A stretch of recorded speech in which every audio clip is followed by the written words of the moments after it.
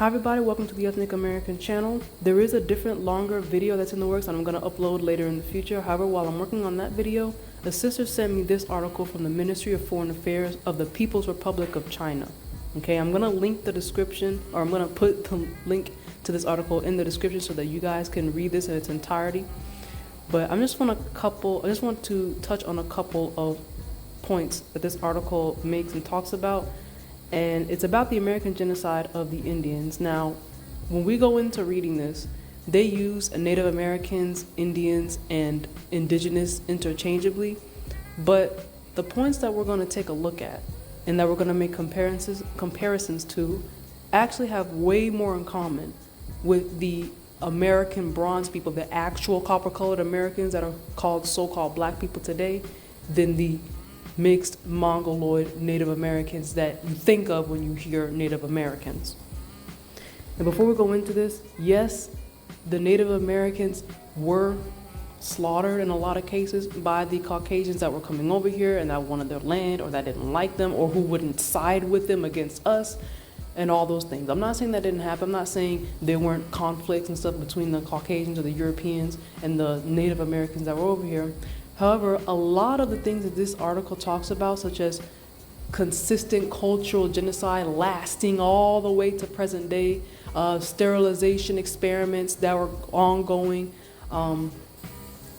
kidnapping children to put them in schools, or in a lot of cases forcing them to work or forcing them to live with other families or other Caucasian families, which we see a lot in a lot of cases today. The adoption agency, a lot of bronze ethnic American children are being adopted out to Asians or Caucasians or whoever, but you're not seeing the opposite of that happen as much. And of course, the existential crisis that is going on with so-called black people in North America today and really all over the world. So we're gonna go ahead and we're gonna get into this article. I'm just gonna switch it to simplified reading mode so you guys can see it better. The first thing we're going to start off with is the definition of genocide. So it reads here that the definition of genocide is any acts or any of the following acts committed with intent to destroy in whole or in part a national, ethnical, racial, or religious group, such as killing members of the group, causing serious bodily or mental harm to members of the group, deliberately inflicting on the group conditions of life calculated to bring about its physical destruction in whole or in part, imposing measures intended to prevent births within the group, forcibly transferring children of the groups to another group. Okay, so right off the bat, we can all probably think of a couple different scenarios in which all of these things happen. So killing members of the group, that's pretty obvious, like all the lynchings or the mass mob lynchings that were going on. A lot of times, undocumented cases of Caucasians coming in, kicking in people's doors, the doors of bronze American people, and coming in and basically massacring the whole family and raping everybody and killing them, taking the land, taking the house, causing serious bodily or mental harm to members of the group. This includes, especially during the time of integration, where they were beating on bronze people that were wanting to eat in the restaurants, going to the pools, beaches, hotels, stores, the bus thing, like all of that. Deliberately inflicting on the group conditions of life calculated to bring about its physical destruction in whole or in part. So this could mean gentrifying your neighborhood, which means moving you out into less desirable parts of a place or places that are more dangerous, not giving you, I guess, basic necessities such as clean food, clean water, like Flint was happening in Flint, Michigan. They still do not have clean water. And imposing measures intended to prevent births within the group. So obviously, a lot of people talk about Planned Parenthood, which was founded by Margaret Sanger. As founder of the American Birth Control League, which later became Planned Parenthood, Margaret Sanger was no doubt a controversial figure with disturbing views on eugenics, race, and population control. While some argue she even wanted to exterminate the black race, others are trying to erase that part of her past.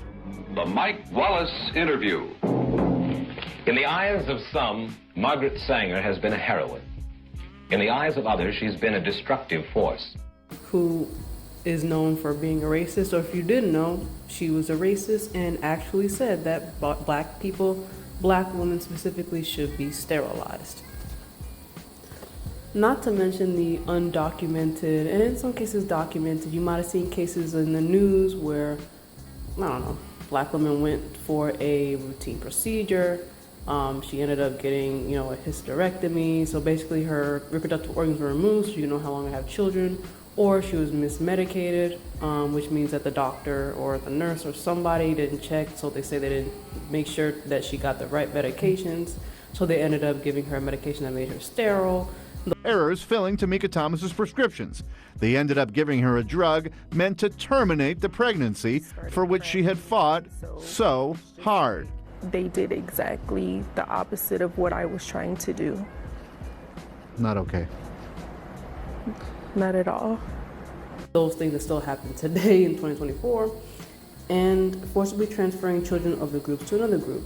So that's kidnapping. When you're forcibly transferring children, that means you're kidnapping children and taking them from one place to another place.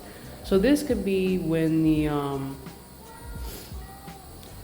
places or agencies like CPS may come and take your children, put them into foster care, and then another ethnic group of people will adopt your child instead of a child of their own ethnic group, typically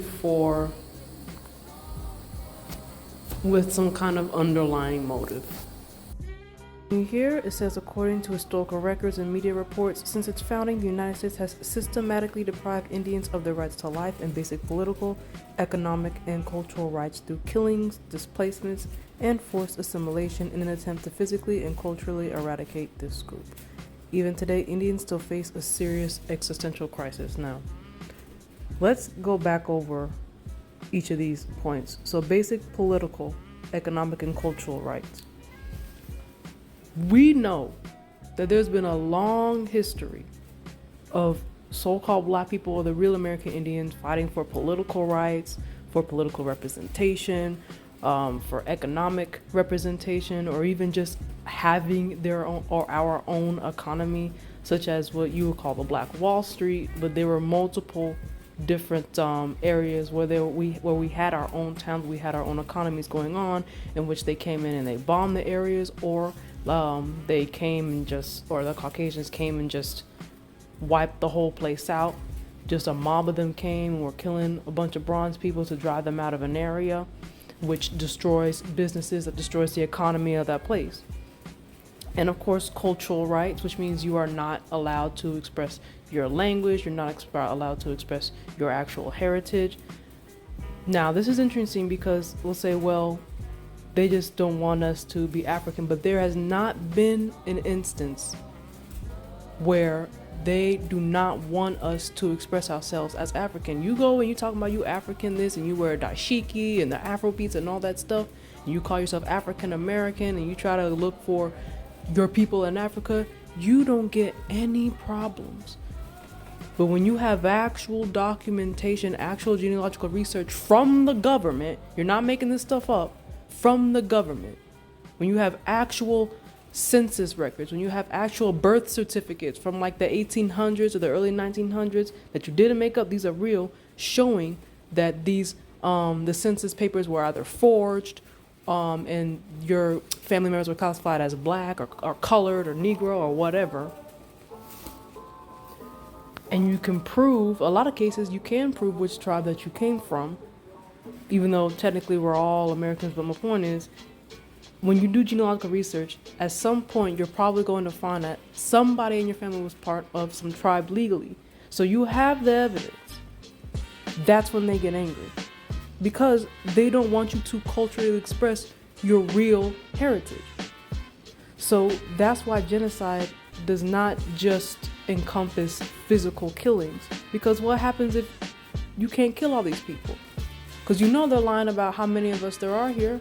There are millions of us here when they came over to the Americas. There's no way back in that time and today, unless you drop an atomic bomb today and you end up killing everybody, including hurting yourself. But back then, there was no possible way for them to just go and just kill all of us. It's impossible. They just show you the numbers, X amount of so called people were lynched here and X amount were killed here and driven here. Okay, but there's still millions of us.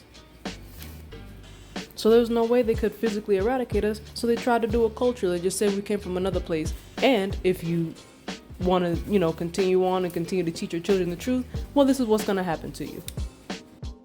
That's why a lot of times our great-grandparents or our great-grandparents didn't talk about their American heritage because they're afraid the government would come in and kick their door in and kill everybody. Or they had been witness to, as a child or a teenager or an adult, a government agent coming to their place and threatening them with death if they said that they were Indian.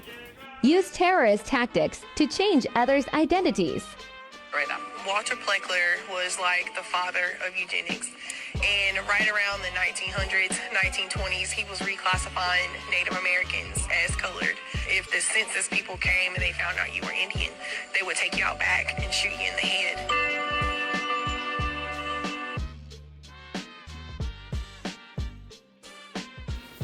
So these are undocumented things that happen off the books, but because they put fear into a lot of our people, they don't talk about it. So people think, well, it didn't happen, it must not existed because it's not documented. All to do just what they do. So what? They just didn't put it in the paper. Yeah. They didn't put it in the paper. Oh, that ain't nothing but a show. There ain't nothing to it. For all them things, you never seen a black cowboy there. I don't know whether they just didn't work them or what, but there's always black cowboys. No, the government agency's not going to document when they come and basically threaten you for trying to talk about who you really are. And let's be honest, a lot of black people, even if they know that we're the real American Indians, that we didn't come from Africa, they don't want to speak up because, I'm sure many of you have seen these memes on Instagram and TikTok and such. But that's because it's true. People are really scared that because deep down inside, Caucasians, especially the ones in power, they do not like the truth.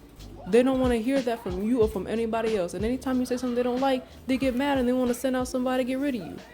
So that's why a lot of people are scared to talk about the truth. It's not that they don't know. It's because they're scared of the white man. That time is over.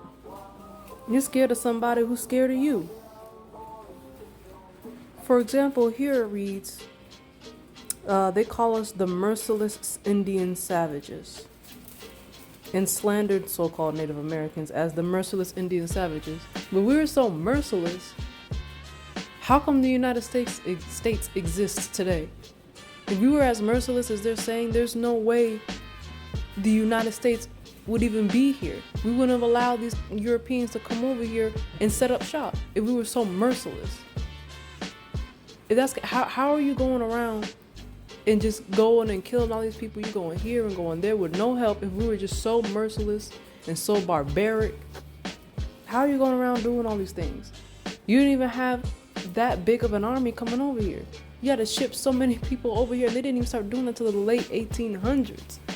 Did millions of Europeans start coming over here? So I'm trying to figure out how they're going around killing these tribes and these people and all these massacres. One, they had help, or two, they was lying. They were just saying that as a scare tactic to say, oh man, we're out here killing all these people. But if you are on one side of the country, you don't know what's going on the other side of the country. So somebody, a European, can come and tell you like, man, yeah, there's a big battle going on and a lot of Indians died. You don't know if they're telling the truth. Let's be honest. Back then, you do not know that if you were not there, or there wasn't someone that you trusted to come and tell you the truth. I'm gonna try not to make this video too long, but let's keep going. I want to make one more point and I'll read this out. It says here, leaders of the U.S. government at that time openly claimed that the skin of Indians could be peeled off to make tall boots, that Indians must be annihilated or driven to places that no one would go, that Indians had to be wiped out swiftly, and that only dead Indians are good Indians. American soldiers saw the slaughter of Indians as natural, even an honor, and would not rest until they were all killed. Similar hate rhetoric and atrocities abound are well documented in many Native American extermination monographs. Okay. So they say that they're talking about the skin of Indians. So they didn't say skin of Native Americans. They go back and forth with these words. But who do you know consistently, historically, that was butchered in their skin and in some cases their hair was used to make furniture, lamps, stuffing for bedding. All right, I want everybody to see this. This is not propaganda at all. This chair right here is 200 years old. This 200-year-old chair came from somewhere in North Georgia. Now we are restoring this chair. So what we're doing, we got to take this chair and make it look brand new. But I want y'all to see. Now, I actually asked and I got into the details of it. I didn't just assume. I want y'all to see this. Usually, old ancient chairs like this, you fill them with whatever you can get your hands on is what you fill them with. This one apparently has cotton. This is hand-picked cotton, been sat on for over 200 years, and it's horrible. But it's made with solid wood, so it's gonna last forever. But I want y'all to see this. This is human hair. This is literally human hair. Imagine how many slaves it took to put human hair in this seat. It's the full seat, the full interior of the seat is human hair. It's human, not horse, not cow like they usually do, pig hair, horse hair. No, this is actual human hair, slave hair. Imagine how many slaves it took to fill this chair with human hair. It was our people. It wasn't Native Americans. And then the part that talks about we were driven to places that no one would go. You got so many instances of whole ethnic American bronze towns that were flooded out. A highway was put through them, or just a mob of Caucasians came and drove everybody out and were killing people. That constitutes driving people to places that no one else will go. And a lot of times that continues to happen in modern day. It's just different now. Now they just want to raise your rents in order to get you out. And then it says here, American soldiers saw the slaughter of Indians as natural, even an honor. It would not rest until they were all killed. So that kind of explains why we see the postcards and of the lynchings that were happening, back in that day. And all these Caucasians were happy and smiling. They brought their children, they brought their families to gather around. A lot of these people were probably descendants of these soldiers that, were fighting in the Civil War and even were fighting against the Indians, and they just passed down that propaganda and hate to their children. So to them, it was fine to kill an ethnic American person or an Indian or a colored or whatever word that they want to call us.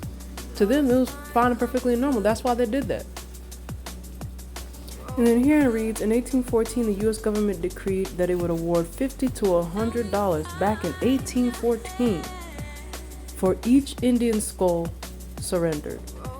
The American historian Frederick Turner acknowledged in The Significance of the Frontier in American History, released in 1893, that each frontier was won by a series of wars against the Indians. So they were literally awarding and giving people money, a heck of a lot of money back in that day, to kill you and bring your skull to them. So now do you see kind of what's happening here? The push to drop your American Indian culture, heritage, not talking about it no more, because what do you think is going to happen to you in this time when they say, hey, if you kill an Indian and bring me, his or her head, I'll give you $50 to $100 each. What do you think is going to happen to you if you go out and say, I'm not colored, I'm not a Negro, I'm ethnic American? Why do you think our great-grandparents and our great-great-grandparents didn't say nothing? You didn't think they didn't hear about this? And this is documented. But you didn't know that schools aren't going to teach you this. A lot of history books and textbooks aren't going to teach you this. This isn't even a U.S. government website. This is from the People's Republic of China. And everybody's talking about they hate China and China this and China that, but look what China got on their website. Now do you see why we were allowed? And I kind of understand as I'm doing the research, because people were angry about why didn't our great-grandparents and great-grandparents fight to continue to be called American Indian and not Negro, colored, black, and all these other things. It's yes, it's a little bit more complicated than just, well, we'll just fight back, fight back. For one, a lot of us weren't organized. Everybody wanted to be part of different tribes to do our own different thing. And two, it was this fear factor because they were literally telling regular, so-called regular, ordinary civilian Caucasians to go out and kill you. So imagine your neighbor from your house down, or, you know, apartment above or below you, kick in your door and try to kill you and take your head off for money. Because these people wanted to integrate with us, forceful integration, like was mentioned before, or forceful assimilation. That was what desegregation was. And notice we lost everything after that. We lost our businesses, lost our economy that was growing, we lost our family values, all because you want to go and eat at a nasty restaurant and share a nasty pool with these people, share a nasty water fountain, share a building with these people. And we were doing just fine on our own. But my point is, they were using all these fear tactics and scare tactics to scare the elders and to stop telling their children about where they came from, and in some cases to lie or go along with what the Caucasian wanted them to tell their children. Plus, the children were being taken to schools. So whether they were forcefully kidnapped, or whether, you know, eventually they had they made it a law that your child has to attend public school. So combined with the elders didn't want to say anything because they were literally threatened with death, either as children or when they were older or whatever, with the actual children being put into schools and learning this nonsense. Now it's no wonder why we kept allowing these name changes. And we have an existential crisis, like how I mentioned in this article. The Indians have an existential crisis. They think they're the Moors. They think they're from Africa. They think all of them were slaves. They think they're the, you know, Asiatic black man or Asiatic black people or whatever. They think they're Hebrew Israelites. They think they're Christian. They believe they're everything except what we can actually show as evidence for, which is that we are American Indians, the entire continent. From the north to the south, South America all the way up into Canada, we were here already. So all these other things that people talk about, even when we talk about the Egyptian thing, we came over to Egypt from the Americas. That's why there's pyramids there and there's pyramids in South America, in which the pyramids in Mexico are the largest pyramids in the world, but they don't talk about that. They keep wanting to point you to the Pyramid of Giza, and they kind of allow so-called black people to claim Egypt because to them it's better than, to the Caucasians, better than claiming American Indian. If you say, well, we're Egyptian, which means that you're African by association. But that's not where we started, that's not where we began. So I'm going to just end it off here because the video is getting kind of long. But in a separate video later, after the next longer video that I'm going to publish, we're going to get into this article a little bit more and probably do a longer full-length video on the rest of it. But in the meantime, I'm going to link the article in the description, like I said, so you guys can read it for yourselves, and I'll see you next time.